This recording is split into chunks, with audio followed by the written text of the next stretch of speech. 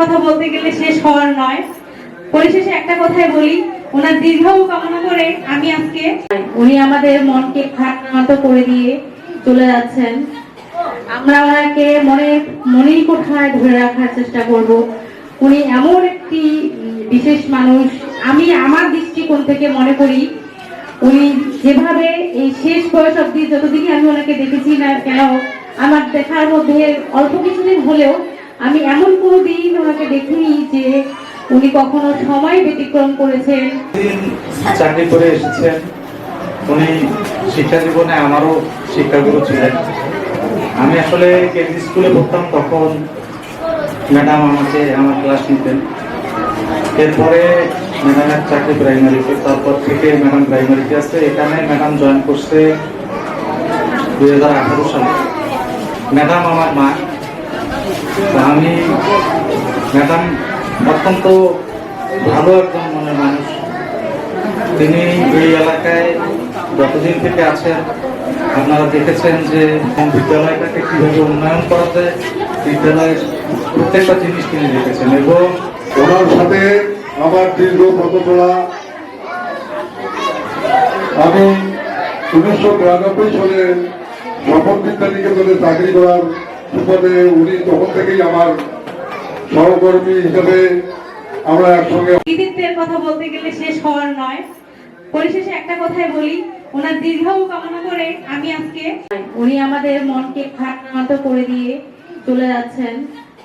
আমরা ওনাকে মনের কোঠায় ধরে রাখার চেষ্টা করব। উনি এমন একটি বিশেষ মানুষ, আমি আমার দৃষ্টিকোণ থেকে মনে করি উনি যেভাবে এই শেষ বয়স অব্দি যতদিন আমি ওনাকে দেখেছি না কেন, আমার দেখার মধ্যে অল্প কিছুদিন হলেও আমি এমন কোনো দিন ওনাকে দেখিনি যে উনি কখনো সময় ব্যতিক্রম করেছেন। চাকরি করে এসেছেন, উনি শিক্ষা জীবনে আমারও শিক্ষাগুরু ছিলেন। আমি আসলে কেজি স্কুলে পড়তাম, তখন ম্যাডাম আমাকে আমার ক্লাস নিতেন। এরপরে ম্যাডামের চাকরি প্রাইমারিতে, তারপর থেকে ম্যাডাম প্রাইমারিতে আসছে। এখানে ম্যাডাম জয়েন করছে 2018 সালে। ম্যাডাম আমার মা। আমি ম্যাডাম অত্যন্ত ভালো একজন মনের মানুষ। তিনি এই এলাকায় যতদিন থেকে আছেন আপনারা দেখেছেন যে বিদ্যালয়টাকে কিভাবে উন্নয়ন করা যায়, বিদ্যালয়ের প্রত্যেকটা জিনিস তিনি দেখেছেন। এবং ওনার সাথে আমার দীর্ঘ পথ চলা।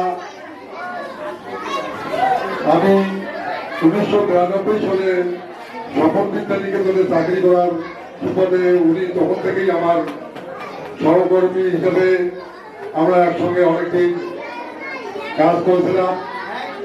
তারপর মডেল স্কুলে প্রায় 15 বছর যাবৎ ওনার উনি দীর্ঘ আনুমানিক 35 বছর আগে এই শিক্ষকতা পেশায় যোগদান করেন এবং জীবনের প্রত্যেকটা মুহূর্ত এই গণপ্রজাতন্ত্রী বাংলাদেশ সরকারের গুণগত শিক্ষা উন্নয়নের ক্ষেত্রে আত্মনিয়োগ করে গেছেন। ওনার যে ভালো মানুষের যে প্রমাণ, এর থেকে বোঝা যায় যে উনি একজন খুব একটা ভালো মানুষ এবং একজন গুণী মানুষ, আদর্শ একজন শিক্ষক। শিক্ষক বলতে যা বোঝা যায়, রাহেনা বেগম আসলেই সেই ধরনের সেই শিক্ষক। উনি একজন ভালো শিক্ষক, একজন আদর্শ শিক্ষক।